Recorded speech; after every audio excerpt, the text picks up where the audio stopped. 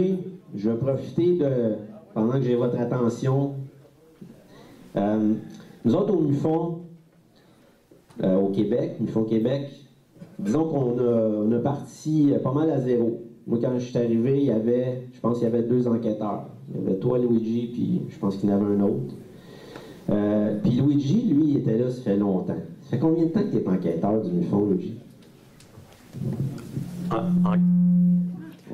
Enquêteur, je pense que... Désolé de la voix, j'ai une petite grippe. Je suis membre de MUFON depuis 1989.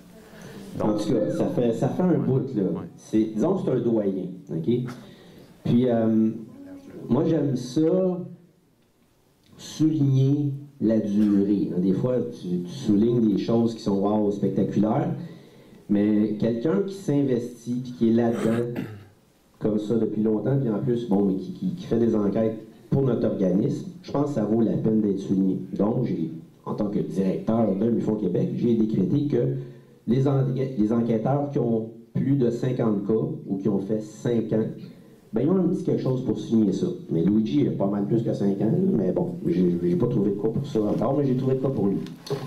Mais en même temps, on a... c'est cool, ça.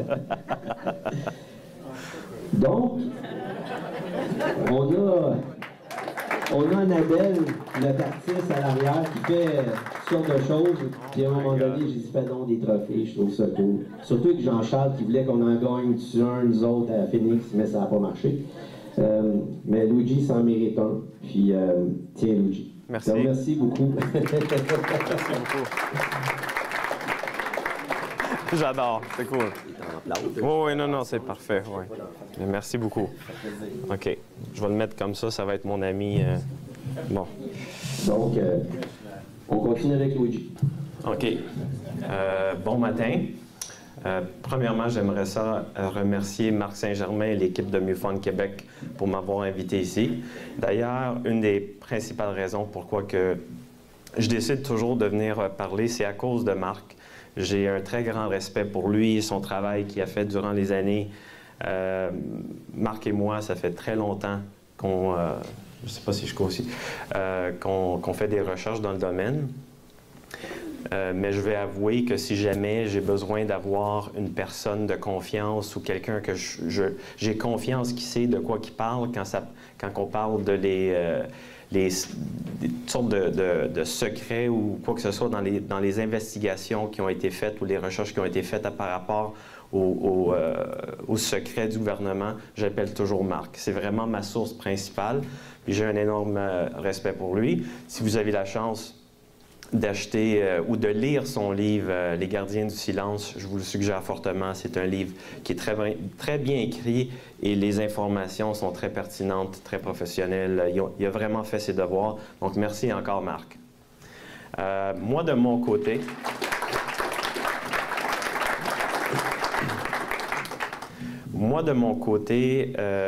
ça fait très longtemps que je me suis impliqué dans le domaine.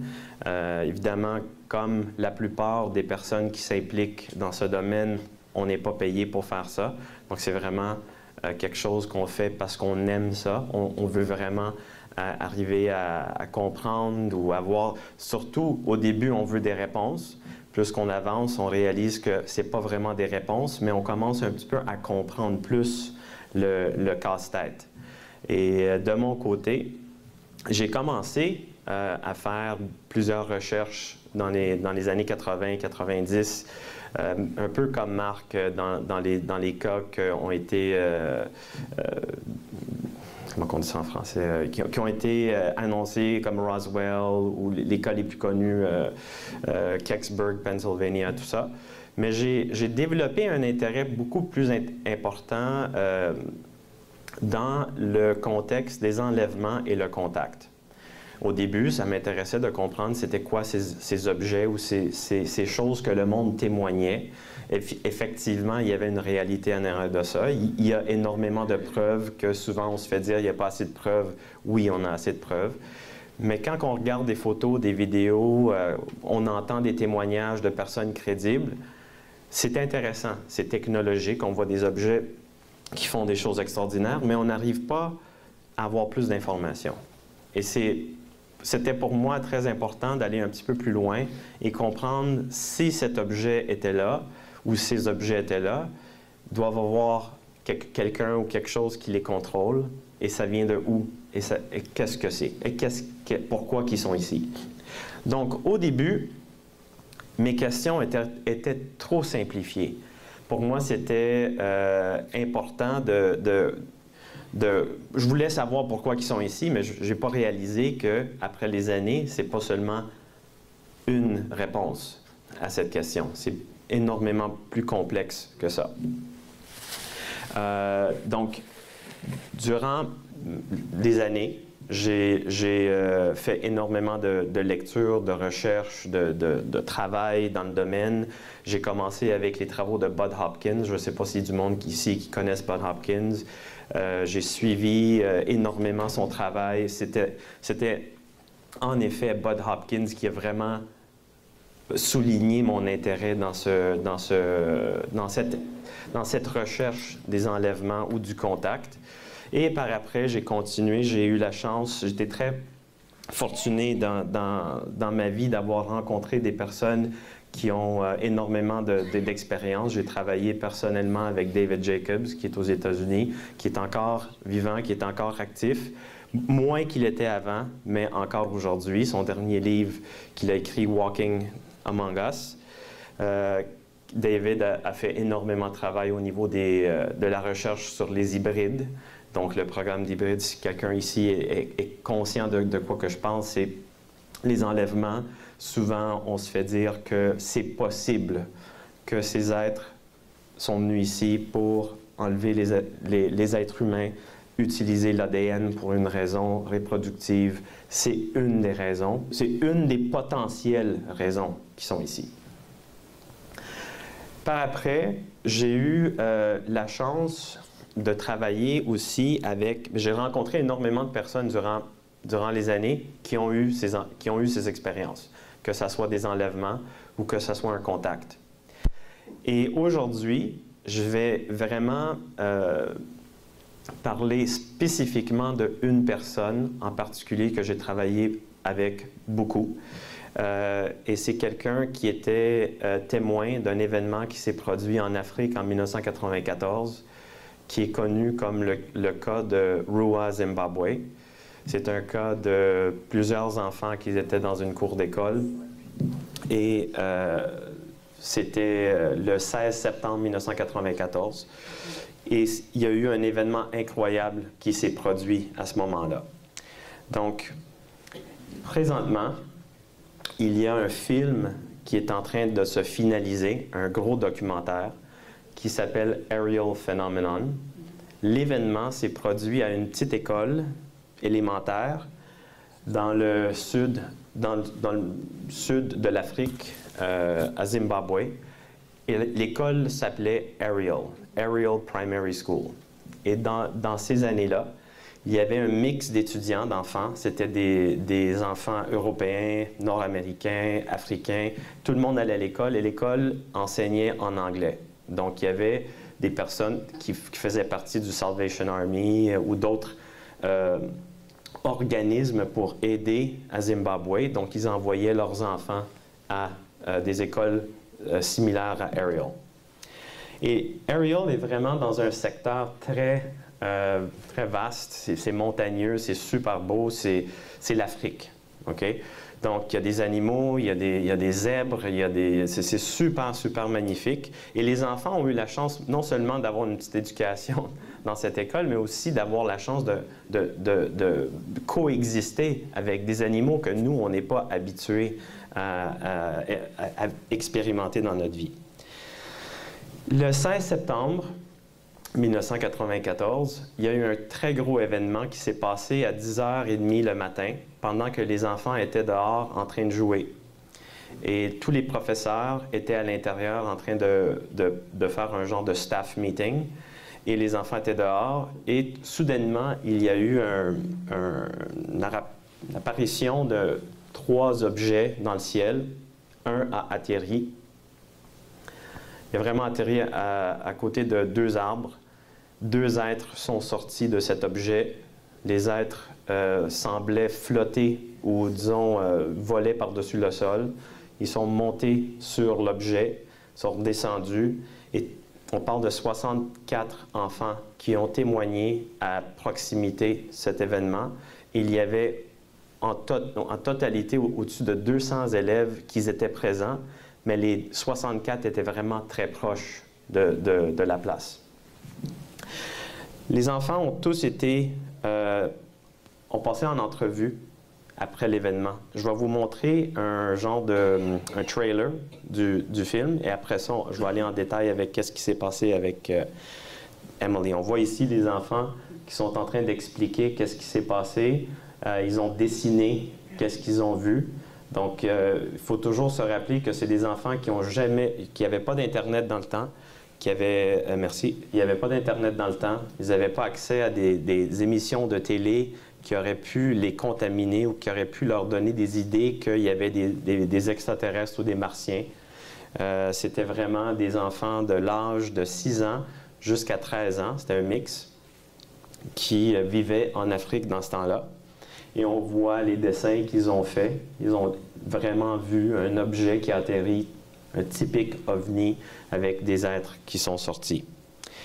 Et donc, on continue ici avec toutes sortes de différents dessins qu'ils ont faits. Ça, c'est vraiment... Tous ces dessins ont tous été vérifiés par une grande équipe d'investigation. Donc, le professeur John Mack, Dr. John Mack, qui lui était un psychiatre et professeur à Harvard, a entendu parler de cet événement. Il s'est rendu sur place peu après qu'il a su que ses enfants ont vu tout ça. Et il a décidé de passer en entrevue tous les élèves qui étaient là présents à cet événement. Et c'était sa détermination à la fin qu'ils ont vu quelque chose. C'était 64 histoires identiques. Tout le monde disait la même chose. Et tout le monde le disait avec une émotion assez incroyable. Et ce n'était pas parce qu'ils avaient seulement vu quelque chose, mais parce qu'ils avaient été contactés. Donc, c'était un cas un petit peu plus particulier parce que les êtres ont communiqué avec les enfants. Et c'était ça qui a été le point le plus important de ce cas ici. Donc, je vais vous montrer ça juste avant qu'on parle du film. Ça, c'est Emily Trim, la fille à droite. Elle avait 8 ans quand ça s'est produit. Emily, c'est la personne que je vais vous parler, que je connais très bien, qu'elle était à 5 pieds de distance de ces deux êtres qui sont sortis de cet engin. Donc, ça c'est... ça c'est Tim Leach, c'est le chef de BBC de l'Afrique du Sud qui s'est présenté sur les lieux peu après. Et l'histoire a été une histoire globale en peu de temps. Donc, il y a eu beaucoup de médias qui ont été associés à ça et d'un coup, ça s'est vraiment éteint rapidement. Mais ça ne s'est jamais éteint dans les livres de recherche et dans le cœur de John Mack et plusieurs autres qui étaient impliqués. Donc, voici, je ne sais pas comment que je vais être capable de... Parce que je ne le vois pas ici. Ah, oui, juste un instant. OK.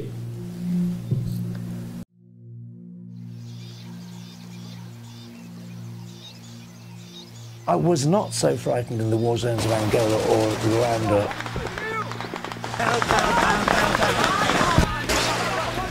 As I was when this story hit. Ariel School, 19th September 94, 12:12 local time. Just come and sit on these chairs along here. Did you all see something? Yes. Were you afraid? Yes. It was just glinting in the trees. And there was a man. And what does he look like? His face was like this, and his eyes were down here. I've never seen anything like it in my life. It was the absence of noise I didn't like. One of the most widely reported unidentified flying objects in recent times. Please get in touch with Tim Leach of BBC Television very urgently.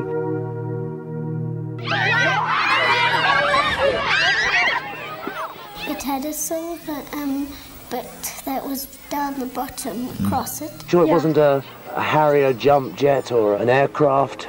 No. Something that the Zimbabwe Air Force It was like have got? in a disc.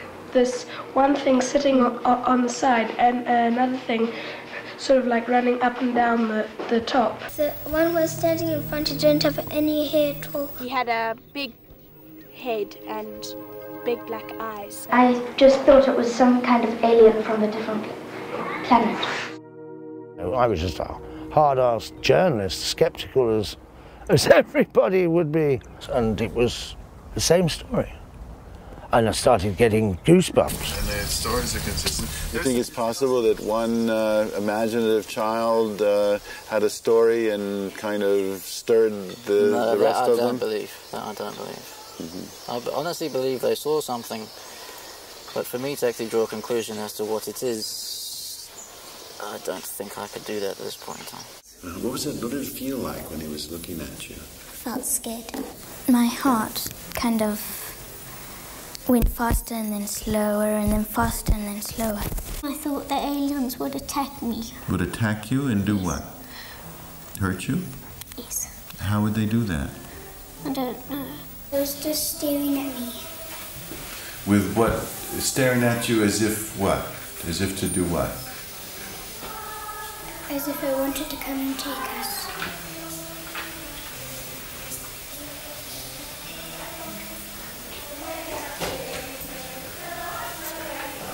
One thing I've told everybody is that you must realise we are dealing with children here. Right. And sometimes the imagination can get carried away with them. It wasn't just Ariel School. There were a lot of different occurrences that happened over probably that whole week. None of us saw it. We just happened to be in a staff meeting. A child can't make that up. And I mean, children know when other children are conning them. And there were like about 100 of them. I mean, you just felt nobody really cared. Who do you talk to? How do you understand it? It was just really hard.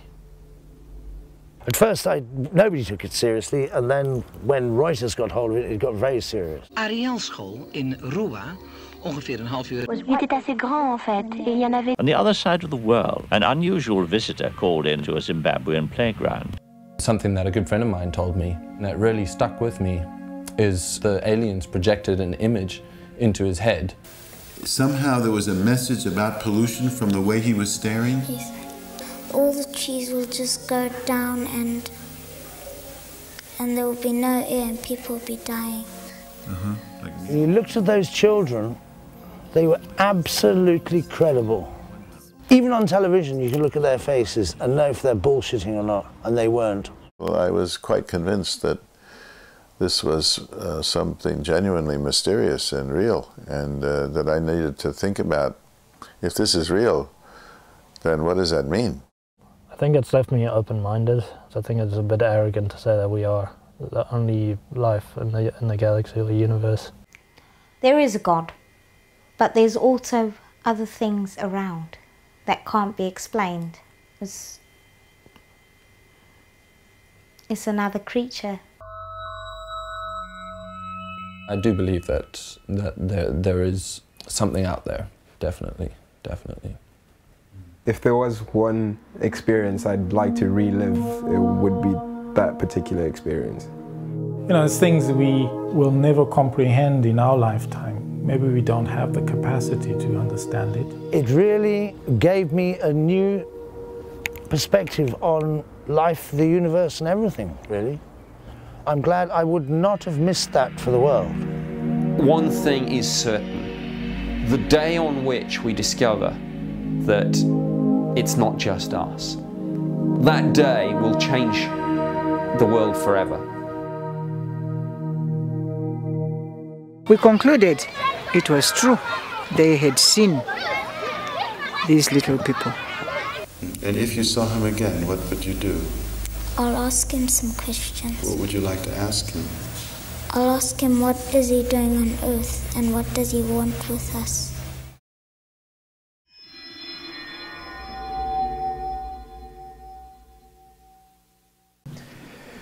Donc, ça c'est en résumé qu'est-ce qui s'est passé à Zimbabwe en 1994.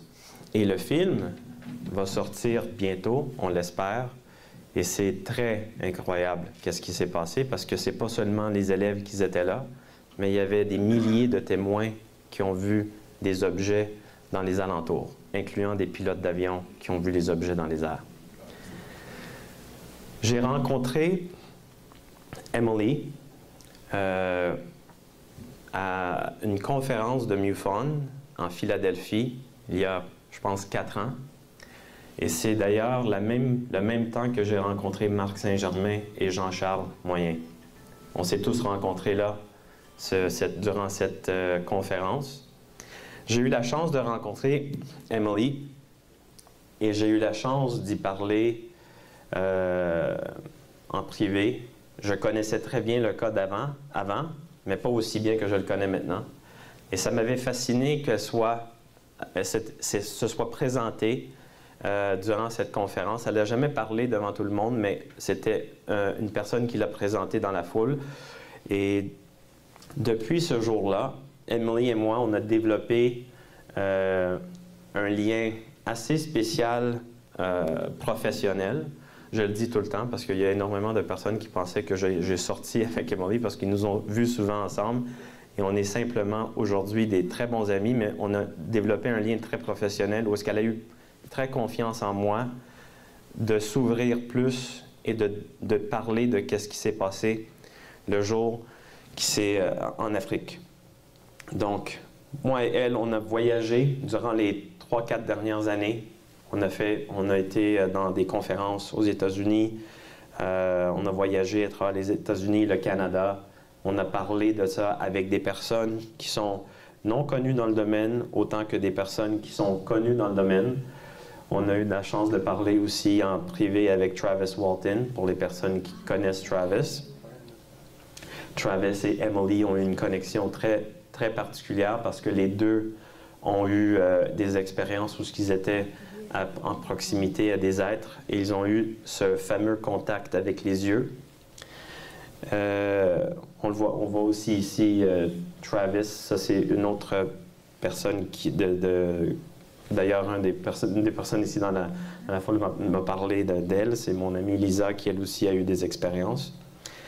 On a rencontré l'ancien ministre de la Défense, Paul Hellyer, ensemble. On a parlé de ces événements et M. Hellyer a aussi donné des explications un petit peu plus intéressantes qui sont plus dans le contexte du gouvernement. Et ici, on voit Randall Nickerson, à gauche, c'est le producteur du film Aerial Phenomenon. C'est la personne qui a vraiment dédié sa vie à cette investigation et aussi la personne qui a continué le travail par rapport à Zimbabwe après que John Mack a été tué en 2004. Ici, on voit une photo avec Jacques Vallée, Travis Walton, Emily Randall. Bon, qu'est-ce qui s'est passé le jour du contact? What happened? Emily a développé, 20 ans après, un talent de peinturer ou dessiner. Elle ne l'avait pas avant. Donc, ça, toutes les images que vous allez voir, c'est des images qu'elle a peinturées, des images qu'elle a vues. Et ici, on voit un objet qui est en descente entre deux arbres, Zimbabwe. Et ici, c'est l'événement. Donc, elle était dans la cour d'école avec son ami Lisa. Ils étaient en train de jouer et c'était des troncs d'arbres qui avaient été coupés. Ils avaient été mis comme faire un genre de périmètre pour que les enfants restent dans ce périmètre. Et les petites filles jouaient sur les troncs d'arbres et sautaient d'un à l'autre. Donc, elle appelait ça « the hopping along the logs ». Et pendant qu'ils étaient en train de jouer, ils se sont éloignés. Les deux filles se sont éloignées des autres enfants qui étaient là, en train de jouer. Ils ont entendu un son très aigu. Et c'était dérangeant, c'était comme une ambulance. Donc, c'était impossible à le manquer. Elle n'a pas vu d'objet dans le ciel, mais elle a vu une lumière très brillante dans le ciel. Mais elle ne se rappelle pas d'un objet au moment même. Peu après, elle regarde à sa droite, les deux regardent à droite, et ils voient deux êtres à une distance de ici au speaker qui est là. Les deux êtres étaient en train de flotter. Et ici, elle a dessiné ce genre de couleur noire qui démontre que les êtres ne touchaient pas à terre. Et ils se sont approchés à eux à une distance d'à peu près 5 pieds. Donc vraiment juste devant eux. Et c'était à ce moment-là que les êtres ont regardé les deux filles dans les yeux. Et c'était là que le contact a été fait. Ce n'était pas un contact verbal, ni que c'était un contact physique. C'était un contact neurologique. C'était quelque chose qu'ils ont vu dans leur tête. C'était télépathique, comme on entend dire très souvent. Et elle a vu, je parle de Emily, elle dit comme c'était des milliers d'images qui passaient devant elle, comme si on prend un livre puis on fait tourner, comment on dit ça, on flipper ouais, les pages, mais très rapidement. Donc elle voyait énormément d'images. Donc elle ne se rappelle pas de toutes les images, mais c'était, elle dit, ça faisait quasiment mal de combien d'informations qu'elle voyait.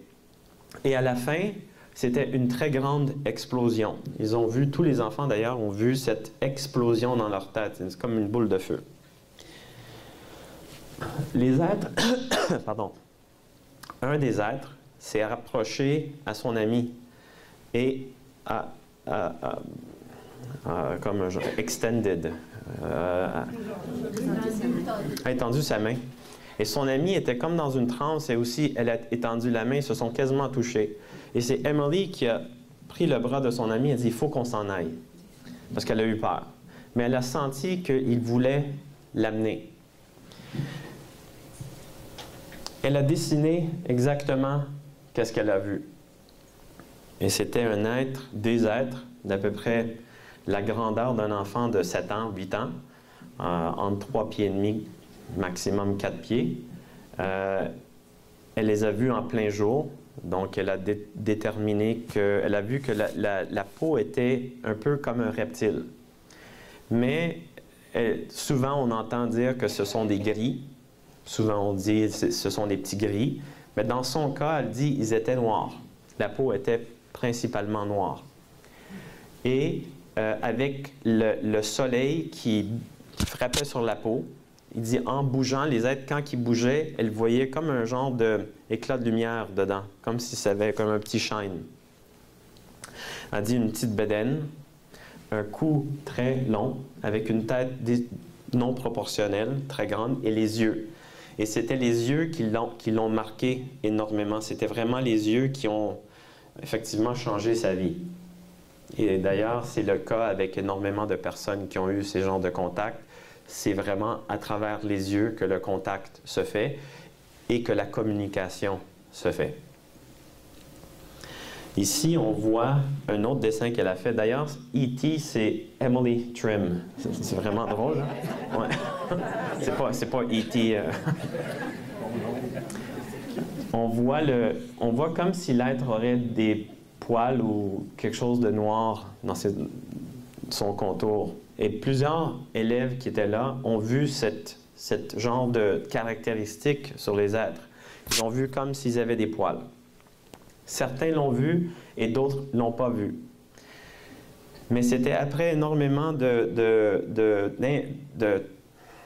d'entrevues et de vérifications qu'on a déterminé qu'il y avait un genre ils étaient comme dans une sphère en dehors de ce temps. Il y avait comme quand on voit la chaleur l'été, quand il fait très chaud sur l'asphalte, on voit que ça bouge un peu. C'était le même principe. Et c'est possible qu'à une distance, l'être faisait comme ça et on pensait que c'était des poils. Parce qu'en proximité, ils n'avaient pas de poils. Mais il y avait tellement d'élèves qui n'étaient pas très proches, qui les ont vus, qui ont vu ce genre de caractéristiques, donc c'était important de le souligner. Il y en avait 2. C'est juste et les yeux. Et tout s'est passé, a dit, d'une manière impossible à expliquer, mais le message qu'elle a reçu, je vais vous le dire en anglais, je vais le traduire en français. There's a good way to use technology, there's a bad way to use technology, you can do better. Il y a une bonne façon d'utiliser la technologie, il y a une mauvaise façon d'utiliser la technologie, vous pouvez faire mieux. Liesl, qui était à côté, a reçu un message différent de l'autre être. par rapport à l'air et à l'eau de la planète. De faire attention parce qu'elle a eu cette vision que la Terre allait mourir, que les arbres allaient tomber, que tout le monde allait plus avoir d'air et tout le monde allait mourir.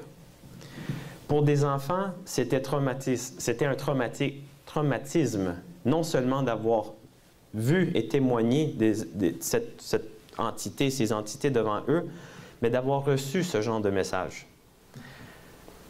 Mais souvent, on entend dans ce domaine des personnes qui parlent de la fin du monde ou que ces êtres veulent nous annoncer que c'est la fin du monde.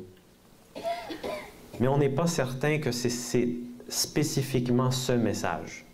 On ne le sait pas. Il y a des personnes qui le voient d'une façon, il y en a d'autres qui le voient d'une autre façon. De mon côté, je suis ouvert à toutes les explications parce que c'est impossible de vraiment comprendre c'était quoi exactement le message. Ils ne parlent pas notre langue. Mais ils ont vu exactement ça à la fin. Une grande boule de feu à la fin. Qu'est-ce que ça veut dire? On ne le sait pas. Emily, immédiatement, pas immédiatement, pardon, 20 ans après, sa famille et elle sont retournés habiter au Canada. C'est une Canadienne d'origine. Elle a habité en Afrique parce que ses parents étaient avec la Salvation Army. Ils sont retournés au Canada. Elle a vécu une vie assez normale pour à peu près 20 ans. Elle essayait plus d'y penser. Par contre, c'est important aussi de souligner que son frère était aussi un témoin ce jour-là à l'école, parce que son frère allait à l'école avec elle. Lui avait 5 ans de plus qu'elle. Donc lui avait 13 ans, elle avait 8 ans. Et lui n'a jamais pu parler de l'événement et n'en parle pas aujourd'hui. Ça l'a tellement traumatisé que c'est quelqu'un qui a décidé de vraiment pas aller au public avec ça et il n'en parle jamais. D'ailleurs, ça a été un peu un froid avec plusieurs autres témoins parce qu'ils ont voulu le repatrier, mais il ne veut rien savoir. Ça y a trop fait peur. Mais il confirme que ça s'est passé. Emily, aujourd'hui, après 20 ans, ils lui ont demandé de faire des entrevues, de se promener, de parler, de filmer pour le film. Et c'est durant le début de cette période qu'elle a trouvé ça surprenant. Elle pensait que le monde avait oublié que cet événement s'était produit. Elle avait pu être sur Google, elle n'avait jamais été sur Google voir qu'est-ce qui s'était passé. Elle avait décidé, c'est fini, j'étais petite, c'est oublié. Et elle a été contactée par des personnes dans le domaine, incluant Randall, pour dire il y a un film qui est en train de se faire, on est en train de finaliser un documentaire. Elle était surprise et contente en même temps, mais son premier sentiment était « Qui êtes-vous de parler de qu'est-ce qui s'est passé à nous quand on était petits? » Elle s'est sentie un peu trahie même, parce que c'était tellement un événement personnel qu'elle le considérait aussi traumatique qu'un viol. Donc c'est comme si un de nous décide de faire un documentaire sur son viol, sans qu'elle le sache. Donc elle se sentait un petit peu mal à l'aise, mais à travers des conversations, elle a réalisé que c'était vraiment pour le bien, pour parler et d'aller développer quelque chose pour que le monde puisse être au courant de ce qui s'est passé ce jour-là. Donc Emily, pardon, désolé, hein, j'ai la grippe, donc je suis un petit peu congestionné pendant que je parle. Emily a eu une réunion avec certains élèves à Los Angeles. Ça, c'est James Fox qui avait fait un petit clip sur le cas de Zimbabwe il y a quelques années. Et ici, on voit Liesl. Ça, c'est la fille qui était à côté de Emily. La fille qu'on voit avec John Mack dans la vidéo qui dit que les arbres vont tomber, qu'il ne va pas avoir d'eau. Et ça, c'est des autres. Il y a Salma, il y a toutes sortes de différentes personnes qui aujourd'hui sont des professionnels, ils ont des vies normales, sont mariés et souvent ne veulent pas trop parler de l'événement parce que ça leur tracasse, mais c'est tous, et tous disent, c'est le focus de leur vie.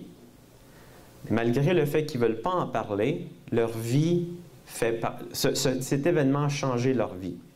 Et il y a même des personnages, des élèves, on dit des élèves, mais c'est tous des adultes aujourd'hui, il y en a même qui sont très religieux et qui disent littéralement « I don't believe in aliens, but I don't know how to explain what happened that day. » Imaginez, ils ont été là, ils ont vécu l'expérience, ils les ont vus, et ils disent encore « Je ne crois pas aux extraterrestres, mais je ne peux pas expliquer qu'est-ce que j'ai vu ce jour-là. » C'est incroyable. C'est peut-être leur côté religieux qui ne veut pas accepter qu'il y a quelque chose d'autre. On ne le sait pas. Mais c'est à eux d'évoluer avec ça. Ça ici, c'est extrêmement important. Il faut considérer que là, ça faisait 20 ans qu'ils sont passés et Emily a été invitée à aller à Los Angeles, elle a rencontré tout le monde. À son retour de ce voyage, elle habitait à Hamilton avec son chum dans le temps et son chum travaillait la nuit. Et c'était un soir qu'elle dit aujourd'hui que c'était l'événement le plus important qui s'est passé dans sa vie, plus important que l'événement en Afrique. Elle était seule chez elle, elle était couchée, puis elle a vu une lumière, une petite lumière qui est rentrée par la fenêtre. Elle est allée à côté de son pied, dans le lit. Elle a regardé cette lumière, elle a immédiatement connecté la lumière aux êtres. Elle s'est levée, elle est descendue en bas de la maison, puis dans son salon, elle a dit qu'il y avait une chaise, une grosse chaise, qui avait été déplacée à une autre place. Et comme tous nous, on connaît tous nos maisons, s'il y a quelque chose qui n'est pas à sa place, on le voit tout de suite. On dit comment ça la chaise est là, pourquoi qu'elle n'est pas là. On a tous nos zones de confort chez nous. On sait que si la chaise est là, c'est quelqu'un qui l'a bougé, puis c'était pas son chum, et c'était pas elle. Donc, elle a porté attention à cette chaise. Elle ne savait pas qu'est-ce qui se passait. Elle rentre dans le salon et le salon devient illuminé de lumière jaune. Et elle ne comprenait pas qu'est-ce qui se passait, mais c'était vraiment brillant. Et il y avait un être qui était devant la chaise. Et l'être s'est assis sur la chaise. Elle a dit que c'était un être immense, au-dessus de 7 pieds. Et c'était, elle dit, la forme d'un homme avec la tête d'un lion. Quand la première fois qu'elle a parlé de ça, elle m'en a parlé personnellement seulement. Personne ne connaissait l'histoire, ni Randall Nickerson, ni les personnes qui investiguaient le cas. Et elle m'a dit, je ne veux pas en parler parce que je ne veux pas que le monde pense que je suis folle. Je dis, je pense que tu as assez vécu pour que le monde réalise que tu n'es pas folle. Elle dit, oui, mais ça ne se tient pas un homme avec une tête de lion. Elle dit que la tête de cet être changeait de lion en homme, en être avec les grands yeux noirs. C'est comme s'il changeait de forme.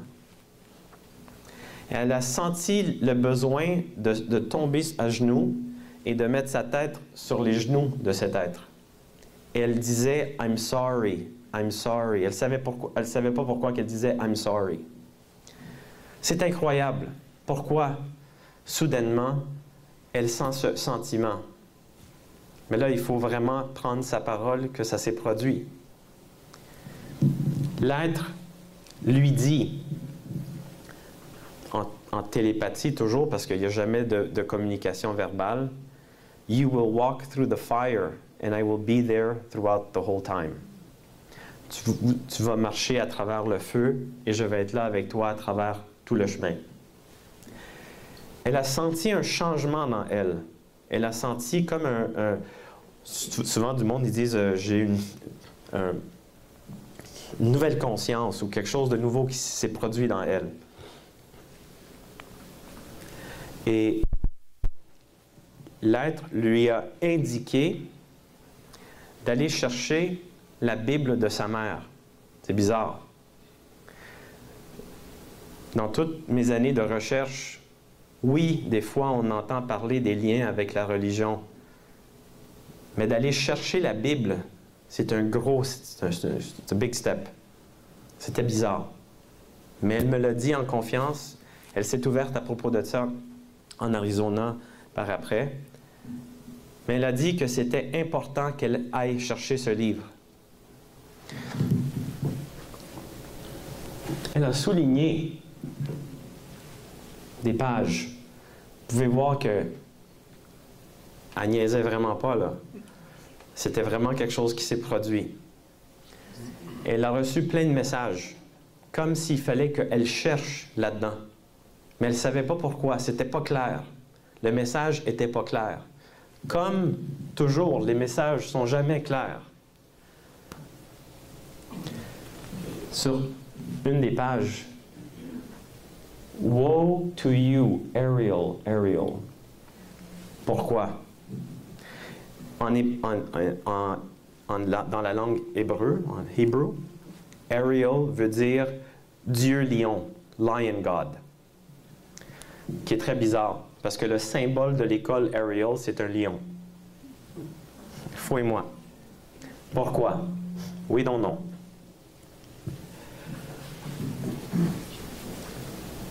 To do his work, his strange work, and perform his task, his alien task. Elle est allée vraiment regarder, voir pourquoi il y a un lien. Même elle, qui vivait ça, disait, c'est tellement weird. Elle dit, j'ai de la misère moi-même à l'accepter. Puis moi, j'ai dit, écoute, il faut quand même le documenter, il faut quand même l'écrire. C'est important.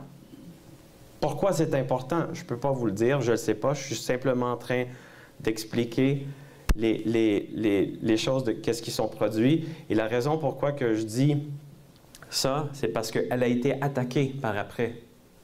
Emily Trim a été attaquée par des personnes très renommées dans le monde de l'ufologie, comme une folle, parce qu'elle a parlé de la Bible.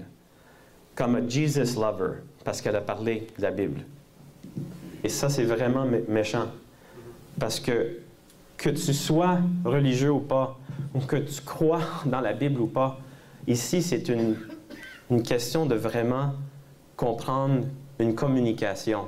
Ça n'a pas rapport avec nos croyances, ça n'a pas rapport avec si tu n'es pas ou si tu l'es ou pas. C'est un livre, il y a un écrit, il y a un message d'attitude. C'est important. Je ne me rappelle pas pourquoi j'avais souligné cette page, mais en tout cas, il y a toutes sortes d'informations assez intéressantes. Et pour moi, c'était une nouvelle dimension de mon travail. C'était complètement différent. Sincèrement, Emily a dit que c'était comme si l'événement à Hamilton a ouvert le download qu'elle a reçu quand elle avait 8 ans. C'est comme si toute l'information qu'elle avait reçue quand elle était petite, s'est soudainement ouverte, d'un coup. Elle disait « I'm sorry », elle pleurait, mais elle ne savait pas pourquoi. Et ils lui ont ouvert un... Elle a resté. Aujourd'hui, elle a encore cette situation. Elle en parle des fois, elle n'en parle pas des fois, ça dépend. Elle a une anxiété incroyable à cause d'eux.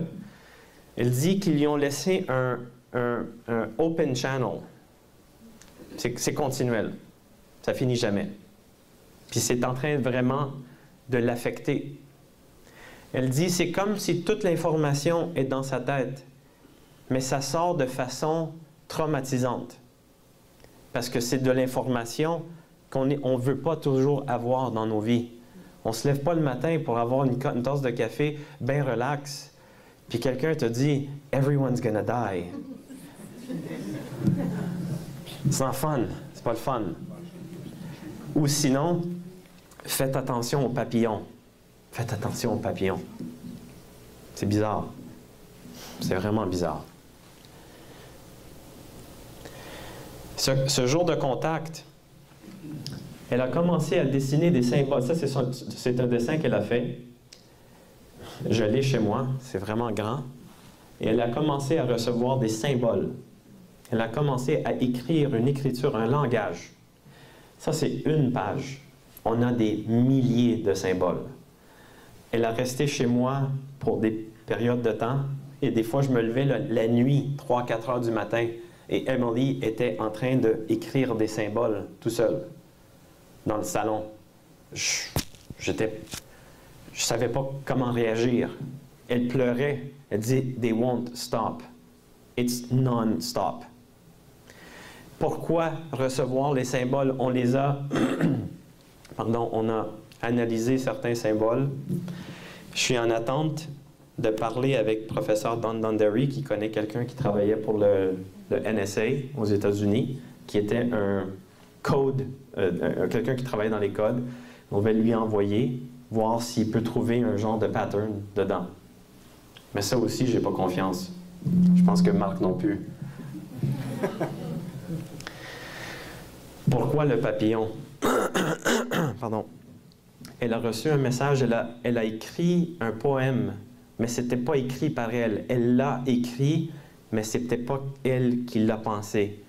Elle a dit, c'est le message, je ne l'ai pas ici, je peux l'envoyer à Marc et Marc peut le distribuer. En anglais, c'est « Where did all the butterflies go? » Et c'était un message qu'elle dit provient de eux. Et où sont passés tous les papillons? Et le papillon représentait la vie.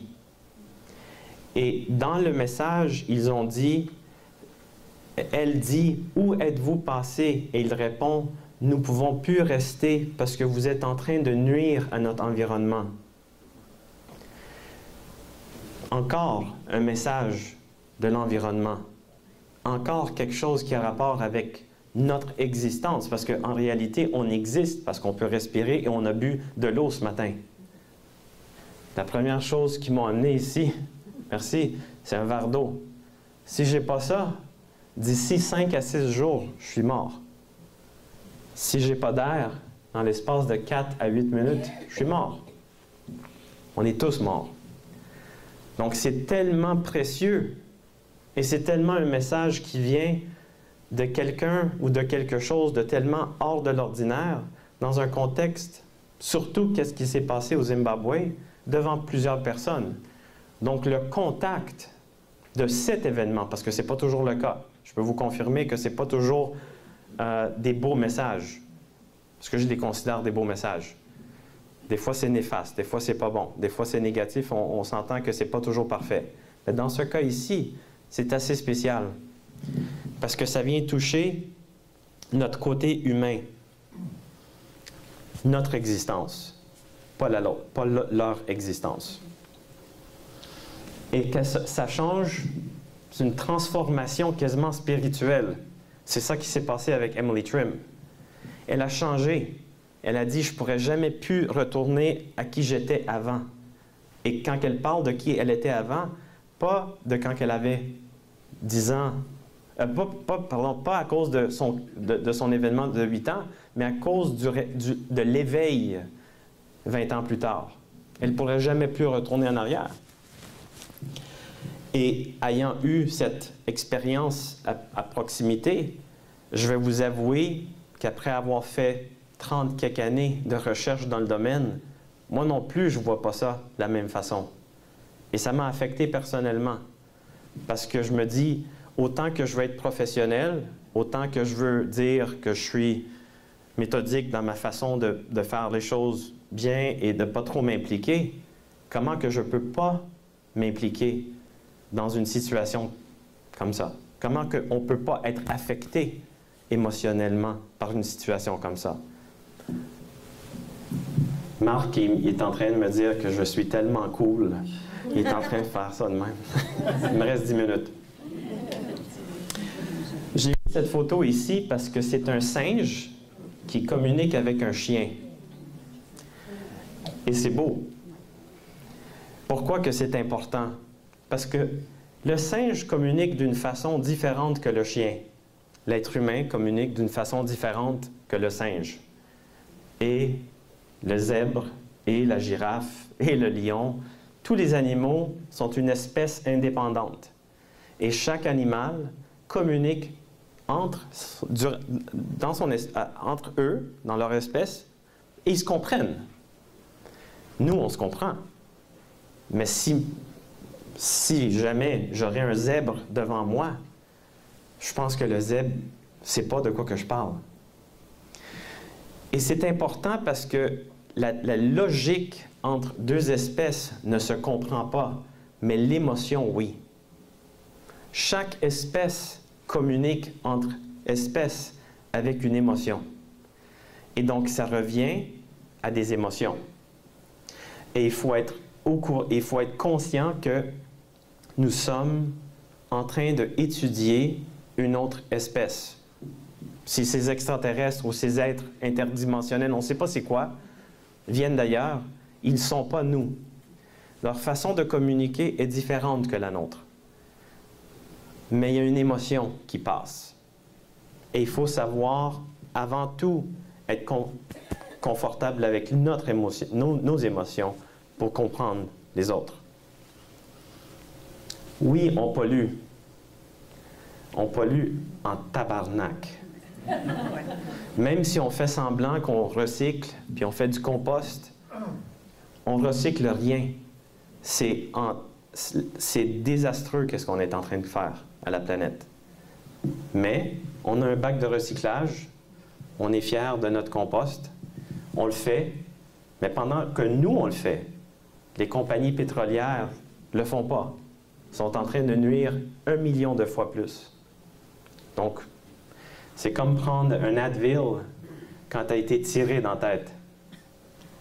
It's not going to work. Il manque de l'eau.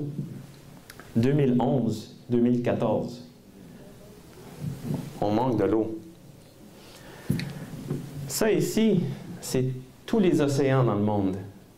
Ça ici, c'est tous les lacs. Et ce petit point bleu ici, c'est toute l'eau potable mondiale. That's it. Il reste juste ça. C'est incroyable. Mais personne n'en parle. C'est bizarre. J'ai rencontré Randall, qui est le producteur du film. On a eu la chance de parler des événements de Zimbabwe et de qu'est-ce qui s'est passé à Emily Trim. Randall, c'est la personne que je considère le plus important dans le film, parce qu'il a investi sa vie là-dedans. De qu'est-ce que j'en sais, il a mis une fortune pour le faire. On était ici à Montréal, Randall il joue le piano et Emily est en train de l'écouter. C'est des moments assez spéciaux parce que tu te dis, ils sont en train de créer un documentaire qui d'ailleurs a même atteint l'attention de Steven Spielberg. Donc, on a hâte que ça va être, qui va sortir. On a vraiment hâte. Les yeux. Je vais juste finir avec une chose rapidement. En sortant d'un restaurant un soir avec Emily, on était en train de manger avec Don Dundary. Lui et sa femme s'en vont, moi et Emily, on s'en va vers mon auto. On était sur la rue Laurier. Et je ne vais jamais oublier ce moment pour le restant de ma vie. Là, vous pouvez vraiment, littéralement, penser que je suis fou. Marc le sait déjà que je suis fou en passant. Hein? Ouais. Emily me regarde, elle me dit, il communique à travers mon œil. Et moi, je vois, eux voient qu'est-ce que je vois et je vois qu'est-ce qu'ils voient live. Elle dit, est-ce que tu sais qu'ils sont ici présentement? Et j'ai dit, je comprends pas. Elle dit, they're here with us right now. I said, I don't know what you're talking about. Je pensais qu'elle avait trop bu. Sincèrement. On était sur le trottoir. Elle était devant moi. Elle me disait, you don't understand. Everything is through the eyes. Everything comes through our eyes. Et j'ai senti, là vous pouvez vraiment penser que je suis fou, hein? J'ai senti une énergie, puis c'est rare que je dise ça publiquement, en dessous de mes pieds. J'étais sur le trottoir. Pendant qu'elle me parlait, je pensais qu'il y avait quelque chose qui vibrait en dessous de mes pieds. Je regardais en dessous de mes pieds, puis elle me parlait. She goes, do you understand me? I said, hold on a second, something is happening. Puis je savais pas, c'était bizarre, c'était une sensation bizarre en dessous de mes pieds. J'étais en train de faire ça, mais il n'y avait rien. Et soudainement, il y a un homme qui marchait. C'était une personne qui marchait sur le trottoir, là. Il n'y avait aucun rapport avec nous.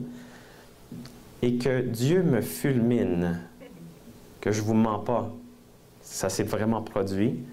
La personne marchait, s'arrête, il se retourne à nous, et il était comme ça, et il dit, I always want to be with you. They always want to be with you. They like being with you. Puis il continue à marcher. C'était comme si pour un instant, cette personne n'était pas lui-même. Pour un instant.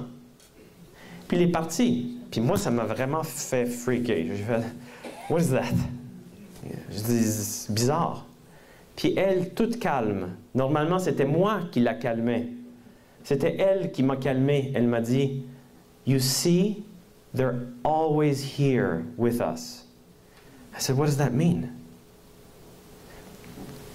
Qu'est-ce que ça veut dire? Je ne le sais pas. Je l'ai vécu. Je ne peux pas vous le prouver. Pour moi, je l'ai vécu. Mais qu'est-ce qui est vraiment intéressant, je voulais le souligner parce que une semaine plus tard, exactement à la place où ce qu'on était, exactement le morceau de trottoir où ce qu'on était, n'existe plus. Exactement une semaine plus tard, ce morceau, toute la rue Laurier n'a pas été en construction. J'ai voulu amener quelqu'un à la place pour leur montrer. Et à ma surprise, quand on est arrivé, il manquait seulement ce morceau de trottoir. C'était vraiment bizarre. C'est vraiment incroyable, ce phénomène. J'ai aucune réponse à ça. Est-ce que c'est une coïncidence que la Ville de Montréal a décidé de casser le trottoir? Peut-être. Mais oui, coïncidence. Mais oui, c'est une coïncidence.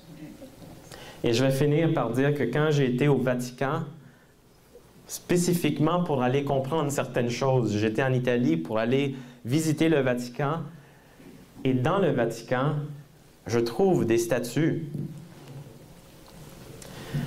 d'un être avec une tête de lion. Les statues sont dans le Vatican, dans un couloir caché. Et si vous êtes en train de visiter le musée du Vatican, je vous garantis que si vous n'êtes pas curieux ou vous n'êtes pas un petit peu rebel, de vous promener en dehors de les limites du Vatican, vous n'allez pas le voir. Mais I'm one hell of a rebel. Et j'ai fait tout le petit tour là-dedans. Et j'ai trouvé ça. C'est un dieu.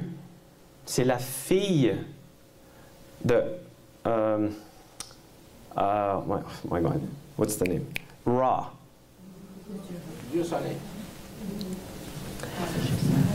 Head of lioness goddess Sekhmet. Qu'est-ce que c'est? Quand je l'ai montré à Emily Trim, elle a dit, oh my God, that looks like what I saw. I saw a lion being. Pourquoi que dans le temps égyptien, il y avait un être avec une tête de lion, mais en forme d'homme? C'est bizarre. Sincèrement, c'est quelqu'un qui a mis un masque, qui se promenait avec une grosse tête de lion? Ça se peut. I don't think so. Finalement, la phrase qui... je vais terminer. La phrase qui m'a surpris le plus durant toutes les années, toutes les conversations que j'ai eues avec Emily Trim, j'ai dit, pourquoi qu'ils te tourmentent comme ça? Parce qu'elle trouve que ça la dérange beaucoup. Pourquoi tu penses qu'ils te font ça? Elle a dit, je sens qu'ils veulent nous tester et veulent voir à quel point qu'on est capable de toujours aimer. J'ai dit, je comprends pas. Elle dit, ils me font voir des choses horribles et je continue à les voir. Mais je continue à croire et à aimer qui qu'on est comme personne, comme être, comme humain. Et ça m'a vraiment touché. She says, I believe they are testing to see how far we can go and still love. Merci.